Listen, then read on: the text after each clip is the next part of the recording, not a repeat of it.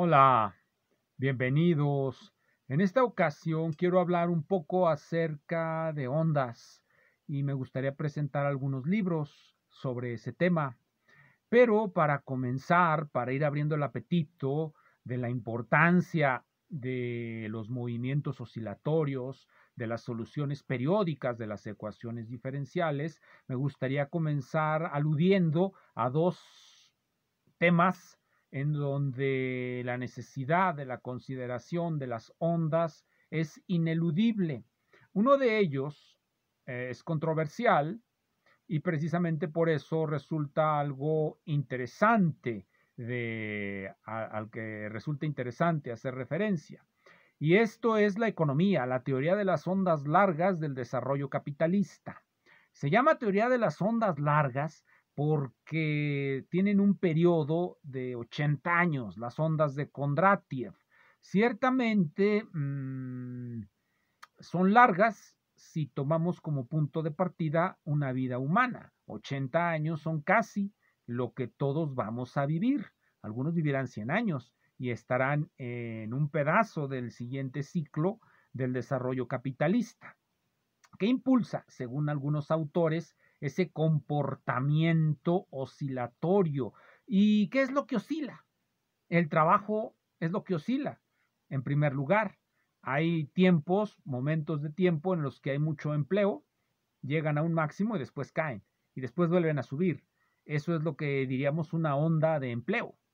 Pero en el fondo, el empleo no es otra cosa que el reflejo de la forma en que los capitalistas, los dueños de los billetes, deciden repartir sus recursos. Esos recursos, que son el resultado de la productividad de sus empresas, pues una vez que se tienen a la mano hay que repartirlos y la forma de repartirlos es variada. Hay muchos instrumentos institucionales para hacer esos repartos. Lo que viene a ser el neoliberalismo es una manera de, según dicen sus críticos, es una manera, un arreglo institucional para que las ganancias se vayan en mayor parte a los capitalistas. Entonces, ¿qué es lo que impulsa a las ondas largas del desarrollo capitalista? Pues la lucha por incrementar la ganancia de los grandes dueños del capital. Y para incrementarla lo que pueden hacer es reducir salarios, reducir prestaciones. Esa es una manera. Por eso, cuando las ganancias decaen, también decae el empleo y también decaen las prestaciones. Son reestructuraciones de los arreglos institucionales. Eso es más o menos la idea.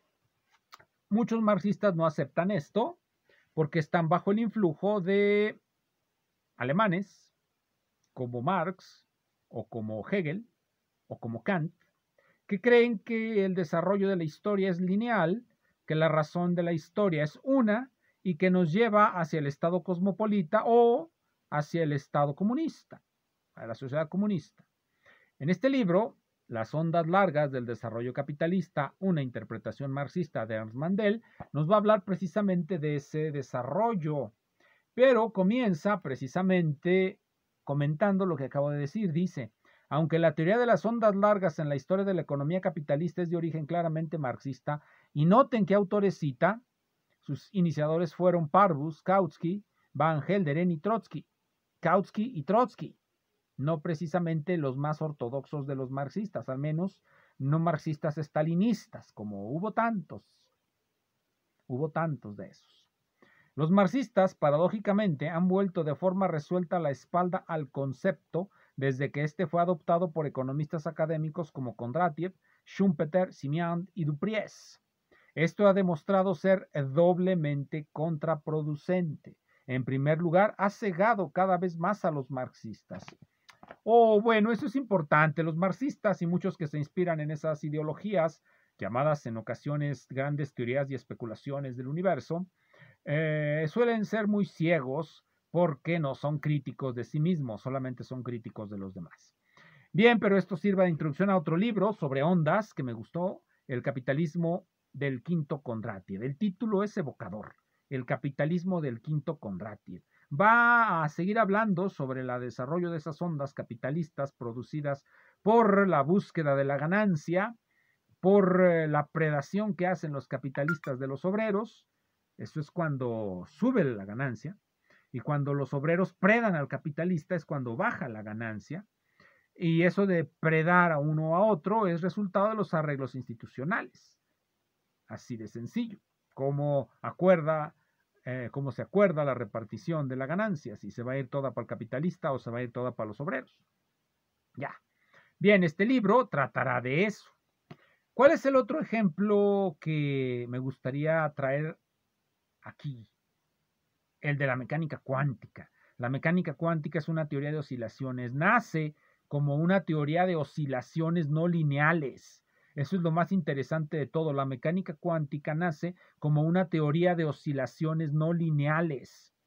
El punto es que la teoría de la transformación de la mecánica oculta la no linealidad del sistema hamiltoniano que describen en primer lugar las famosas reglas de cuantización. Para cuantizar un sistema en el viejo método, la vieja metodología de Wilson Sommerfeld, todo consistía en tener un hamiltoniano, escribirlo en coordenadas ángulo-acción y posterior a eso hacer que las coordenadas de acción tomasen valores enteros. En eso consistía la cuantización, pero solamente valía para sistemas multiperiódicos.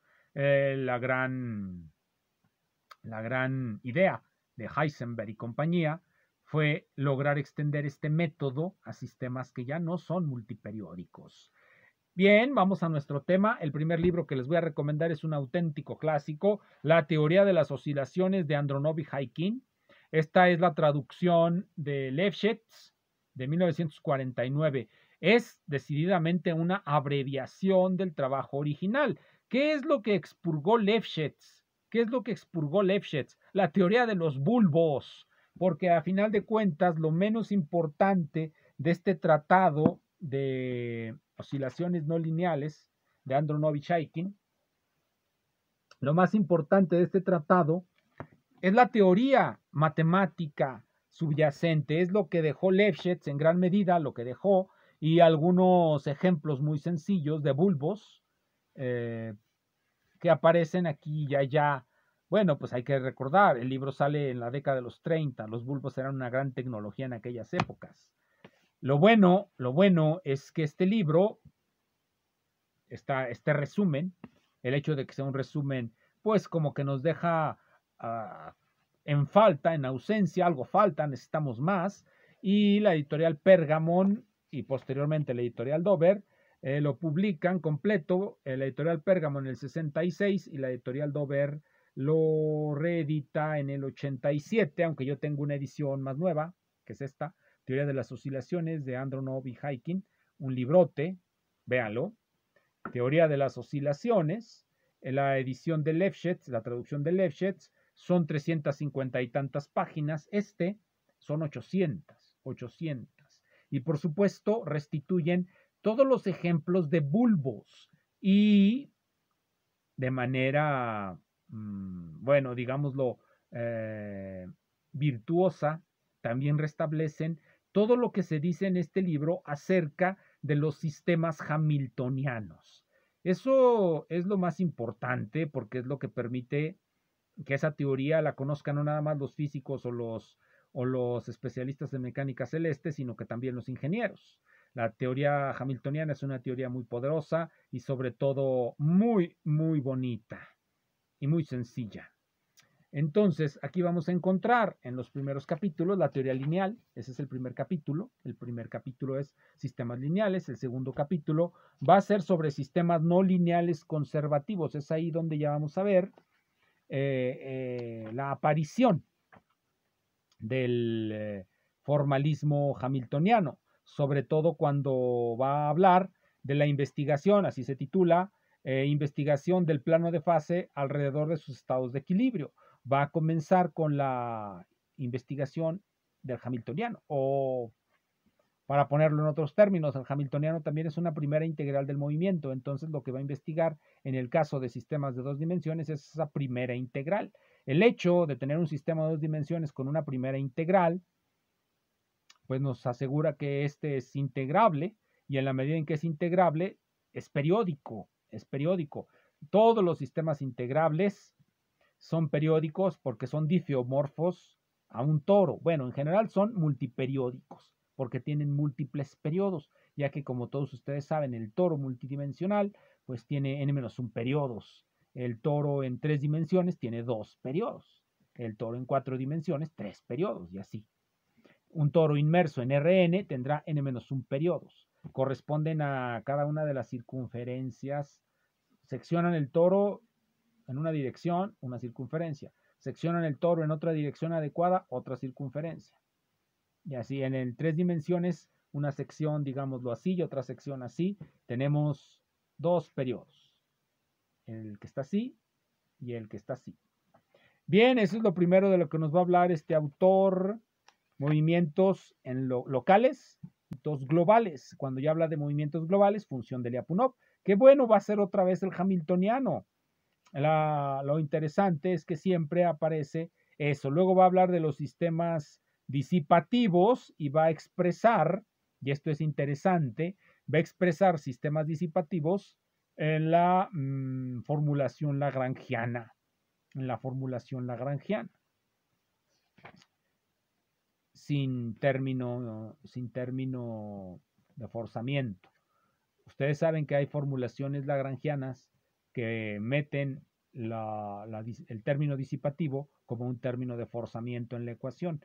En este libro no lo meten como término de forzamiento, sino que lo introducen dentro del lagrangiano. Por lo tanto, nos enseña también a construir cierto tipo de lagrangianos. Eso es lo interesante de este libro, que lo hace ya en el 30 y tantos. Hoy día, en los 90 se vivió un boom, por decirle de algún modo, de métodos no lineales. Salían libros por aquí y por allá de metodologías no lineales para tratar ecuaciones diferenciales, etc. Por ejemplo, en la página 333, esta ecuación que está aquí, no es otra cosa que la generalización con ayuda del último multiplicador de Jacobi, en este caso en 2 dimensiones, el último multiplicador de Jacobi, que pues también se puede poner en la forma, porque el multiplicador de Jacobi, el último multiplicador de Jacobi es dual del factor integrante de Euler. Se puede utilizar para integrar las integrales de fase.